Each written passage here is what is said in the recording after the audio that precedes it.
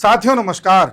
साथियों, इस समय देश में कई घटनाएं चल रही हैं जिसके बारे में आप जानते हैं। दुनिया में भी कई घटनाएं चल रही हैं। लोग चर्चा कर रहे हैं कि डोभाल साहब चाइना गए हुए हैं, जयशंकर साहब रशिया गए हुए हैं। इस तरह की कई चर्चाएं हैं और उसके कई मायने हैं। पाकिस्तान में भी बहुत कुछ हो रहा है। हम इन सब चीज़ों के बारे में डिस्कस तो करेंगे ही। साथ में आज आपको एक ऐसी चीज़ बताने जा रहा हूँ जिस पर कोई चर्चा नहीं कर रहा, लेकिन आने वाले समय में भारत की इकोनॉमी तेजी से बदलने वाली है। बहुत बड़े बदलाव आने वाले हैं और देखना, रुपया मजबूत होने वाला है। जी हाँ, कुछ ऐसी घटनाएं हो रही हैं, उन पर मैं आपका ध्यान आकर्षित करवाऊंगा। लेकिन उससे पहले मैं आपको बता दूं, आप जानते हैं कि जयशंकर साहब रशिया गए हुए हैं, पुतिन साहब से मुलाकात करी। आप जानते हैं कि डोभाल साहब चाइना गए हुए हैं, वहाँ वांग यी से मुलाकात करी। और ब्रिक्स की समिट अभी भारत में होनी है 12 सितंबर के आसपास। इन सब के बीच निर्मला सीतारमण जी यूएस और कनाडा की यात्रा पर जा रही हैं और वहां जाकर के कुछ फाइनेंसेस की बातें करेंगी, कुछ पैसे के लेन देन की बातें करेंगी जो भारत की इकोनॉमी को बदलने वाला है। किस तरह की बातें होंगी, क्या होगा, वो तो मैं भी आपको बताऊंगा ही। किस तरह से यूएस, जो इस समय दुनिया को बड़े भ्रम में रखा हुआ है, दुनिया को समझ में ही नहीं आ रहा कि डॉलर का आखिर हो क्या रहा है, वो चीज क्लियर करके आएंगी कि भाई बताओ तुम वास्तव में तुम्हारा डॉलर किस दिशा में जा रहा है। और साथ ही आज आप कहेंगे कि भाई ट्रंप भी तो कहते रहते हैं, ट्रंप तो ईरान को लेकर के बयान देते हैं, डॉलर की बात कहां से आ गई। ट्रंप को कोई लेना देना नहीं है डॉलर से, ट्रंप को कोई लेना देना नहीं है दुनिया में क्या हो रहा है। ट्रंप जानते हैं कि जो होना है वही होगा, चाहे राष्ट्रपति वो रहे चाहे कोई और रहे। इसलिए ट्रंप ध्यान देते हैं सिर्फ और सिर्फ ट्रेडिंग के ऊपर। आपको पता है सबसे स्कैरी चीज क्या है? ये ना जान पाना कि आने वाले समय में क्या होने वाला है। एग्जैक्टली ऐसा ही मुझे लगता था ट्रेडिंग करते समय, लेकिन समय के साथ पता चला कि ट्रेडिंग सिर्फ लक के बारे में नहीं है, सिर्फ किस्मत के बारे में नहीं है, बल्कि ये स्मार्ट डिसीजंस लेने और कंसिस्टेंट रहने के बारे में है। इसीलिए मैं पॉकेट ब्रोकर यूज कर रहा हूं। चलिए आपको दिखाता हूं क्यों। सबसे पहले मैं एक रेगुलर ट्रेड प्लेस करता हूं। मैं एक एसेट चूज करूंगा, अपने ट्रेड अमाउंट सेट करूंगा, एक्सपायर टाइम सेलेक्ट करूंगा और प्रेडिक्ट करूंगा कि प्राइस ऊपर जाएगी। और ये रहा, ये ट्रेड प्रॉफिट में क्लोज हो गया। अब एक चैलेंज करते हैं। मेरे नेक्स्ट वीडियो में मैं ट्रेड के जरिए 5000 रुपये कमाने की कोशिश करूंगा। आप कमेंट करके बताइए आपको ये प्लेटफॉर्म कैसा लगा। अब मैं आपको एक और फीचर दिखाता हूं जो मुझे काफी पसंद है, वो है अल्ट्रा ट्रेड। अल्ट्रा ट्रेड के साथ आप अपने पैसे की जगह प्लेटफॉर्म के फंड्स को यूज करके ट्रेड प्लेस कर सकते हो। अगर आपकी प्रेडिक्शन सही होती है तो आप प्रॉफिट कमा सकते हो, और अगर ट्रेड लॉस में जाता है तो आपको पैसे का भी नुकसान नहीं होगा, क्योंकि इसमें आपके पैसे लगे ही नहीं थे। देखिए, जैसे कि आप देख सकते हो, ये ट्रेड मेरे फेवर में नहीं गया, लेकिन मेरे अपने पैसे का नुकसान नहीं हुआ, क्योंकि मैंने अपने पैसे लगाए नहीं थे और अल्ट्रा ट्रेड के जरिए ट्रेड प्लेस किया था। आप कई माध्यमों से अपना डिपॉजिट और विड्रॉ भी कर सकते हो। जैसे आप बैंक ट्रांसफर कर दो, यूपीआई कर दो, पेटीएम कर दो, क्रिप्टो कर दो, कई रास्ते हैं। मेरी तरह अगर आप भी पॉकेट ब्रोकर यूज करना चाहते हो तो मैंने डिस्क्रिप्शन में लिंक दिया है, कमेंट बॉक्स में पिन किया है, वहां जाइए, साइन अप करिए और रजिस्ट्रेशन के टाइम पर मेरा प्रोमो कोड डाल देना WRLD, जिससे आपको फर्स्ट टाइम डिपॉजिट करने पर 2 गुना ज्यादा मनी मिल सकता है। जी हाँ, चलिए अब बढ़ते हैं आगे। ट्रंप तो ट्रेडिंग पर ध्यान देंगे, लेकिन हमें इस बात पर ध्यान देना है कि निर्मला सीतारमण क्या कर रही हैं और आरबीआई ने क्या बड़े बदलाव किए। अब ध्यान से सुनना, पूरा वीडियो ध्यान से समझना, आज आपको बहुत कुछ क्लियर होने वाला है।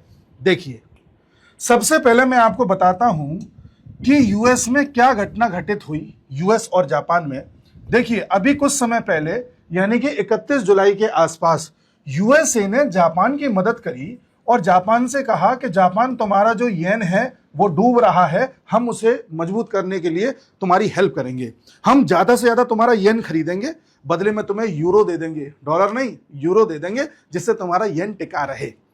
आखिर यूएसए ने जापान की करेंसी को बचाने के लिए कदम उठाया क्यों? इसे इंटरवेंशन बोला जा रहा है, आपसी इंटरवेंशन। मैं अंग्रेजी के या टेक्निकल शब्दों का प्रयोग ज्यादा इसलिए नहीं करता क्योंकि आपको सरल शब्दों में समझा सकूं। बाकी ये सब चीजें तो आपको थ्योरी में भी मिल जाती हैं। तो साहब, जापान के येन को यूएस ने क्यों बचाया? यूएस को आखिर जापान से ऐसे क्या लगाव हो रहा था?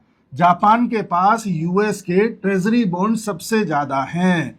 ठीक है, ट्रेजरी बॉन्ड का मतलब होता है, बताता हूं अभी कितने हैं, लगभग 1.17 ट्रिलियन डॉलर के हैं। जी हां, दुनिया के सबसे ज्यादा ट्रेजरी बॉन्ड जापान के पास हैं, यूएस के। बॉन्ड क्या होता है? जापान गया यूएस के पास, जापान ने कहा यूएस ये लो डॉलर, बदले में कागज दे दो हमें। यूएस ने जापान को एक कागज दे दिया। इस कागज पर लिखा है कि ये बॉन्ड है, ट्रेजरी बॉन्ड है, ये 30 साल बाद मैच्योर होगा। अभी आपने ये $100 देकर के खरीदा है, 30 साल बाद आओगे तो उसके बदले में आपको $1000 मिल जाएंगे। समझ गए? जैसे सोना होता है, आज आप गए, आपने सोना खरीद लिया, बदले में रुपए दे दिए, आप 10 साल बाद इसी सोने को बेचने जाओगे तो महंगा बिकेगा। तो इसे कहते हैं बॉन्ड।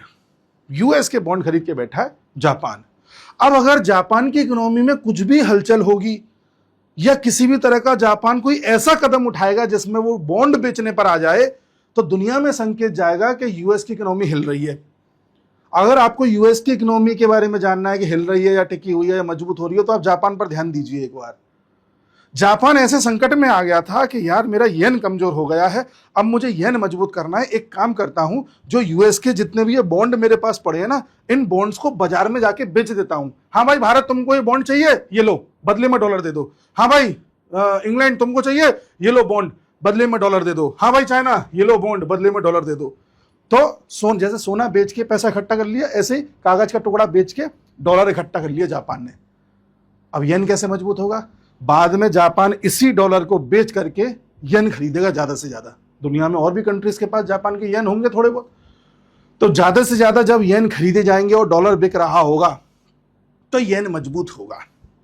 यूएस को यह डर था कि जापान कहीं बॉन्ड बेचने न लग जाए। अगर जापान बॉन्ड बेचने लग जाएगा तो जितने भी इन्वेस्टर्स हैं उनको यह लगने लग जाएगा कि यूएस के बॉन्ड्स में अब दमदारी नहीं रही, तभी जापान बेच रहा है। कोई ये ध्यान नहीं देगा कि जापान येन मजबूत करने के लिए कर रहा है, क्योंकि किसी को पता चल नहीं पाएगा कि वास्तविक रीजन क्या है। क्या डॉलर के कमजोर होने की वजह से बॉन्ड बेच रहा है या येन को मजबूत करने के लिए बेच रहा है? क्योंकि वजह दोनों ही है। इसलिए यूएस ने कहा अरे अरे जापान जापान जापान, हम आ रहे हैं तुम्हारी मदद करने।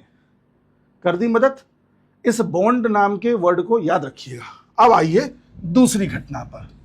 दूसरी घटना फिर जुलाई में होती है, ये जुलाई के अंत में होती है, दूसरी भी जुलाई में होती है, जुलाई के बीच में कभी होती है। इंडिया में जो आरबीआई है, आरबीआई कहता है कि हम साहब अपने यहां पर वॉस्त्रो अकाउंट को लेकर के कुछ बदलाव करने जा रहे हैं और इसमें कुछ हम रेगुलेशंस में, कुछ फ्रेमवर्क में बदलाव कर रहे हैं। अब साहब ये वॉस्त्रो अकाउंट क्या होता है ये भी समझिए।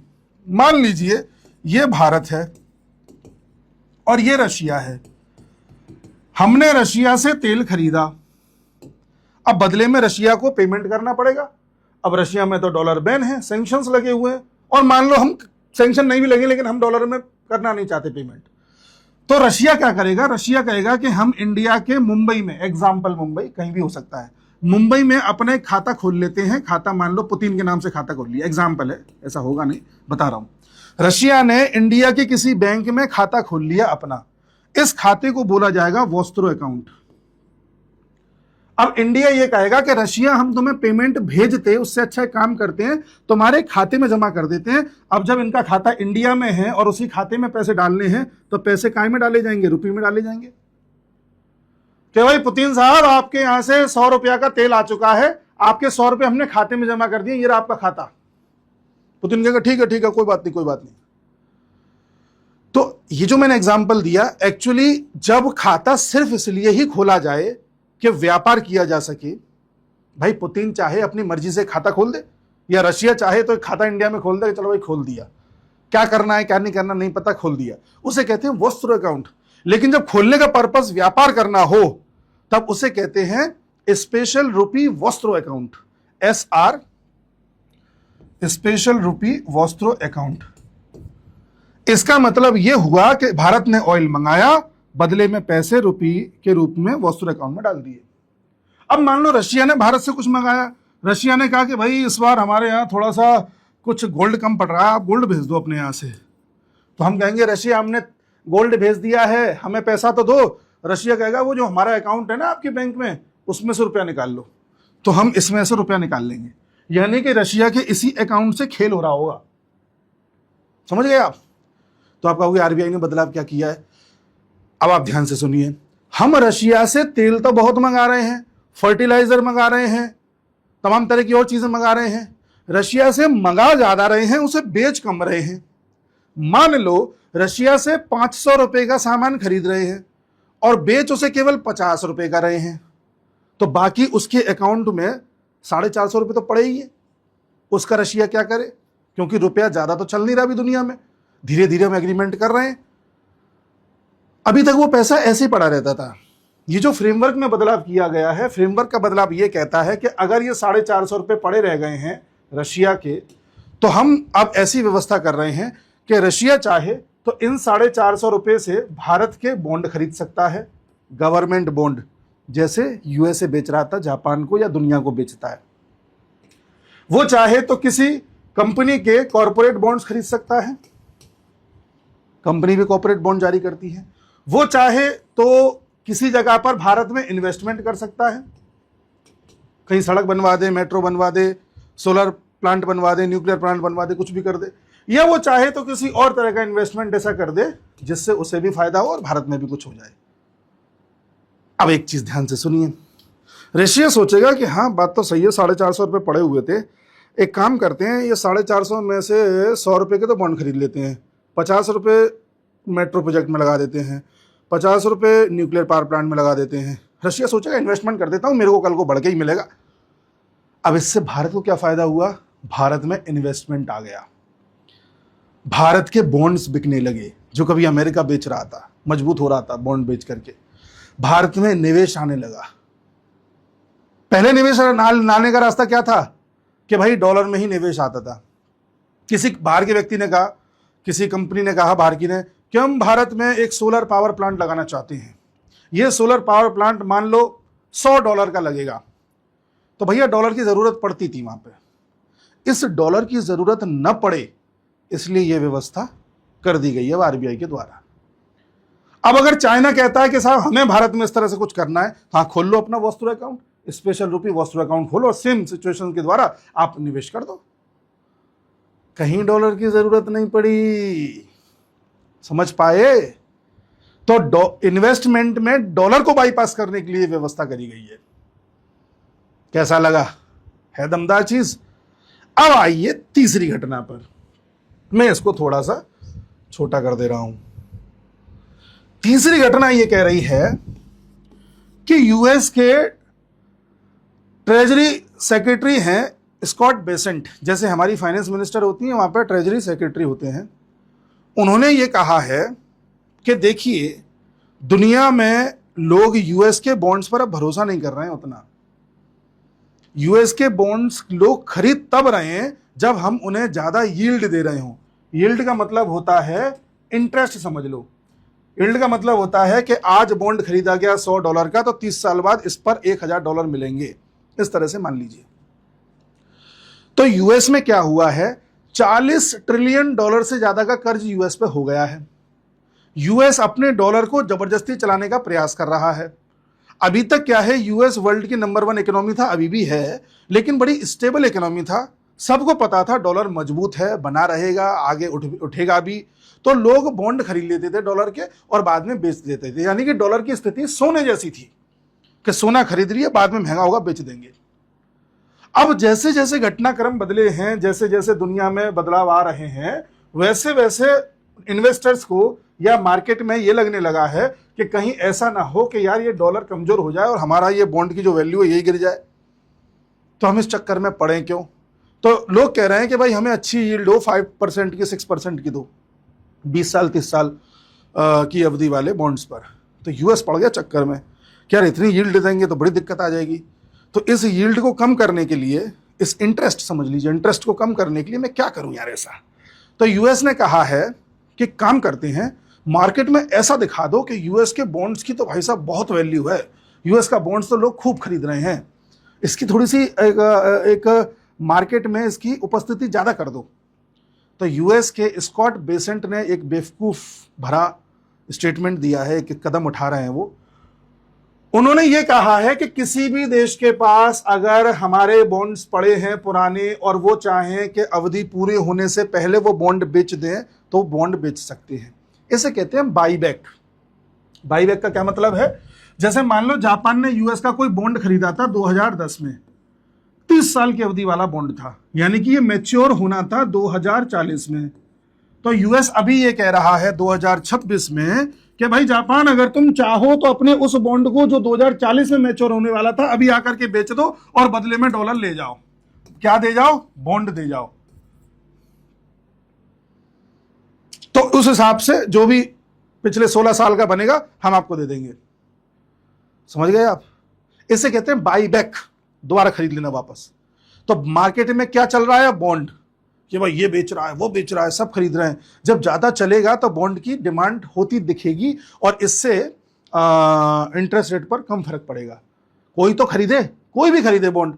भाई अभी बॉन्ड की ज्यादा इंटरेस्ट क्यों मांग रहे हैं इन्वेस्टर, या ज्यादा यील्ड क्यों मांग रहे हैं? क्योंकि बॉन्ड को ज्यादा खरीद नहीं रहा, सुस्त सा पड़ गया है मार्केट। अब अगर एकदम से लोग खरीदने लग जाएं तो मार्केट में हलचल हो जाएगी, तो फिर जब उसकी डिमांड होगी तो जाहिर सी बात है लोग उतनी यील्ड नहीं मांगेंगे। अब खरीदने वाले लोग कौन होंगे? वो सारे लोग यूएसए ही है। खुद की चीज खुद ही खरीद लो, डिमांड क्रिएट कर दो, बाई बैक। तो अच्छा, इससे क्या होगा? ये बॉन्ड खरीदेगा और डॉलर वापस दे देगा, इससे डॉलर भी चलन में आएगा, डॉलर भी देशों के पास पहुंचेगा। जब देशों के पास डॉलर पहुंचेगा तो देशों की मजबूरी होगी कि डॉलर में ही वो ट्रेड करें। तो डीडॉलराइजेशन की जो कोशिश भी कर रहे हैं वो थोड़ा सा कुछ तो उस पर फर्क पड़ेगा। अब आप कहेंगे तो क्या स्कॉट बेसेंट ने यह कह दिया है कि दुनिया के पास जितने भी बॉन्ड हैं, जहां भी हैं, जो कुछ भी है, आके बेचे जाओ? नहीं, लिमिट है। लिमिट है कि जब तक अगला चक्कर नहीं लगता। इसमें क्या कि एक साइकिल चलती है कि भाई ये टाइम आ चुका है 24 सितंबर, आज बॉन्ड बेचे जाएंगे, खरीदे जाएंगे। तो इस साइकिल में जो बॉन्ड बाईबैक करने हैं बीएसई के, ये मैक्सिमम $4 बिलियन तक किए जाएंगे। जैसे ही $4 बिलियन के बॉन्ड इन्होंने खरीद लिया वापस, उसके बाद रुक जाएंगे, कहेंगे हम नहीं खरीद रहे, हो गया। तो ये भी कदम उठाया जा रहा है, ठीक है। बॉन्ड बाईबैक,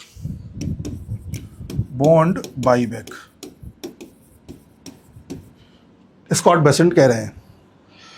अब आप एक छोटा सा सवाल और पूछ लेंगे मेरे से कि साहब एक बात बताइए कि आप इतनी देर से बॉन्ड कह रहे हैं और आपने स्टार्टिंग में कहा था कि निर्मला सीतारमन यूएस जाएंगी, कनाडा जाएंगी, दोनों देशों की 9 दिन की यात्रा है, 28 अगस्त से स्टार्ट होगी, 2 सितंबर तक चलेगी। हाँ, और नहीं 28 अगस्त से स्टार्ट होगी और 2 सितंबर तक यूएस में चलेगी और उसके बाद 3 दिन कनाडा रहेंगी, 6 दिन के आसपास यूएस में रहेंगी। तो निर्मला सीतारमन जा क्यों रही हैं? निर्मला सीतारमन जा ही इसलिए रही है, क्यों ना, ये समझ में नहीं आ रहा, या दुनिया को पिक्चर क्लियर नहीं हो पा रही है कि यूएस दुनिया में कह रहा है कि हमारी इकोनॉमी को कोई दिक्कत नहीं है, लेकिन दुनिया देख रही है कि तुम्हारे पास कर्ज है, दुनिया देख रही है कि तुम ये बाईबैक कर रहे हो, दुनिया देख रही है कि तुम ये जापान को सपोर्ट कर रहे हो। तमाम तरह के तुम जो कदम उठा रहे हो उससे तो ये पता चल रहा है कि तुम्हारा डॉलर इस समय टैं बोल गया है, लेकिन बोल गया ही नहीं, बोल रहा है। लेकिन हमसे कह रहे हो डॉलर मजबूत है। तो भैया हम आकर के बैठ गए आपकी टेबल पे। अब आप पहले पिक्चर क्लियर करोगे, क्या क्लियर है, क्या पिक्चर है। अगर आप कहते हो कि नहीं साहब, हाँ हमें थोड़ी मदद की आवश्यकता है, डॉलर ऐसा है वैसा, पिक्चर क्लियर कर दोगे, उस हिसाब से हम अपनी इंडियन इकोनॉमी में बदलाव करेंगे। और आप अगर पिक्चर क्लियर नहीं करोगे तो फिर हम अपने हिसाब से चलेंगे। 12-13 तारीख को हमारे यहाँ ब्रिक्स की मीटिंग है। ब्रिक्स की मीटिंग में तमाम तरह के वो देश आएंगे जो डॉलर से दूरी बना रहे हैं, फिर चाहे रशिया हो, चाइना हो, इंडिया हो, तमाम अन्य देश हैं। फिर हम अपने हिसाब से अपनी गाड़ी आगे बढ़ाएंगे। फिर मत कहना कि अरे इंडिया ऐसा कर रहा है, हम इस पर जो है अलग तरीके का टैक्स लगा देंगे, टैरिफ लगा देंगे, ये सब मत करना। फिर पिक्चर पहले क्लियर कर दो। एक दूसरा, हम आने वाले समय में रिफॉर्म्स लेकर के आने वाले हैं। वो क्या रिफॉर्म्स होंगे निर्मला ताई जानती हैं। इन्वेस्टमेंट बढ़ाने वाले हैं, वॉशर अकाउंट खोलने वाले हैं, हमारी आरबीआई अपने हिसाब से बदलाव लाएगी। फिर तुम बीच में मत कूदना। तो या तो पहले बता दो या फिर बाद में बताना। हम ये पिक्चर क्लियर करने जा रहे हैं यूएसए में। आप समझ पाए कि यूएसए कहां फंसा? अच्छा एक चीज और देखिए, मैं आपको एक पिक्चर और क्लियर कर दूं लगे हाथ। देखिए, ये जो बॉन्ड वाला खेल था, ये खेल यहां भी चलता है गल्फ कंट्रीज में, ठीक है, ध्यान से सुनना। यूएसए ने 1974 के आसपास ये कहा कि हम पेट्रो डॉलर का यूज करेंगे। मैं कई बार बता चुका हूं पेट्रो डॉलर क्या होता है। पेट्रो डॉलर का मतलब यह है कि सऊदी अरेबिया, हम यूएसए हैं, तुम्हें हर तरीके की सिक्योरिटी देंगे। इजराइल तुमसे कुछ नहीं कहेगा, कोई देश तुमसे कुछ नहीं कहेगा, सिक्योरिटी हमारी। बट एक शर्त है, तुम अपना तेल अगर अब बेचोगे कहीं भी तो सिर्फ और सिर्फ डॉलर में बेचोगे। ऐसा नहीं कि तेल के बदले रुपया ले लो, तेल के बदले यूरो ले लो, तेल के बदले येन ले लो, ना, तेल के बदले डॉलर ही लेना पड़ेगा। और जो तेल बेच करके तुम डॉलर लोगे, उस डॉलर को पेट्रो डॉलर कहा जाएगा। स्टार्टिंग सऊदी से हुई, धीरे धीरे यहां पर तमाम देश इस पूरी मुहिम में शामिल हो गए। सबने कहा हमें भी सिक्योरिटी दो, हमें भी सिक्योरिटी दो, बदले में हम पेट्रो डॉलर का ही इस्तेमाल करेंगे या आप बेचेंगे। अच्छा, सऊदी ने तेल बेच दिया, सऊदी के पास डॉलर आ गया। अब सऊदी इस डॉलर का क्या करे? सऊदी कहता है कि इस डॉलर को निवेश कर देते हैं, इन्वेस्टमेंट कर देते हैं इसका। सऊदी डॉलर लेकर के गया यूएसए में, यूएसए ये लो डॉलर, बदले में हमें बॉन्ड दे दो। यूएसए से बॉन्ड लेकर के बैठ गया और बॉन्ड ला करके रख लिया अपने देश में। समय के साथ इसकी वैल्यू बढ़ जाएगी। बॉन्ड समझना हो तो मान लो बॉन्ड एक सोना है, डॉलर देकर के सोना खरीद लाया।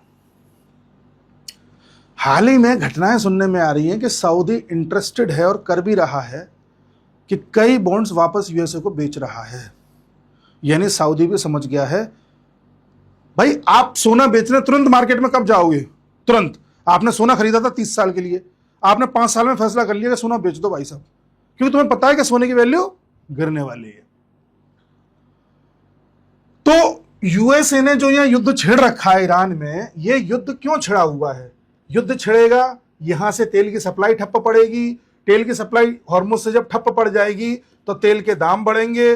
जब तेल के दाम बढ़ेंगे तो मजबूरी हो जाएगी देशों द्वारा तेल खरीदना, और तेल तब कौन बेचेगा? यूएसए बेचेगा।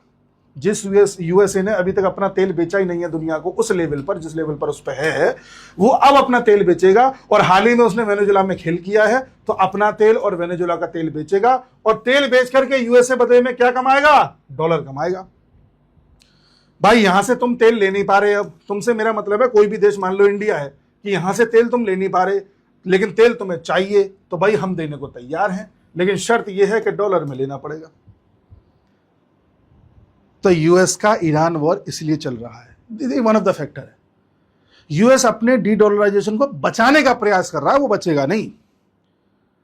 डी डॉलराइजेशन तो होगा, ये देश अंत में कहेंगे कि हमें किसी की सिक्योरिटी नहीं चाहिए, अब हम अपना तेल जिसमें बेचें बेचने दो। और यूएसए इस ईरान वॉर को लंबा खींचेगा, ये और समझ लीजिए आप। ये बात कैसे पता चल रही है मुझे? ये बात ऐसे पता चल रही है कि देखो, ये मैं तो आपको कुछ वो दिखा देता हूं लिंक्स, ताकि आपको विश्वास हो जाए कि मैं कोई चीज हवा में नहीं बोल रहा।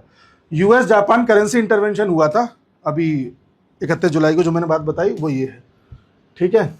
ये स्कॉट बेसेंट ने कहा है कि हम $4 बिलियन तक के बाईबैक करेंगे। ये वो वाली खबर है। ये खबर है Russia moves to secure India's fertiliser supply as a subsidy bills mounts. ये खबर है। अभी हमारे जयशंकर साहब पुतिन साहब से मिलके आए।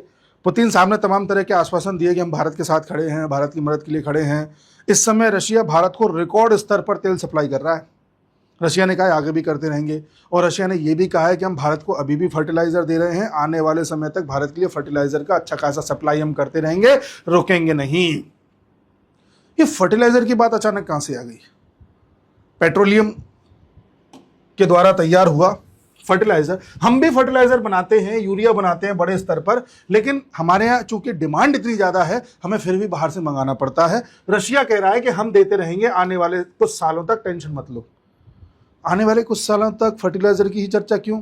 क्योंकि भारत पिछले 1-1.5 साल पहले तक जो सबसे ज्यादा फर्टिलाइजर बाहर से मंगा रहा था, वो मंगवा रहा था ओमान से, कतर से, है ना, यूएई से, सऊदी से, यानी इन देशों से भारत मंगा रहा था। कहीं ना कहीं स्ट्रेट ऑफ हॉर्मुज के माध्यम से ही फर्टिलाइजर आ रहे थे।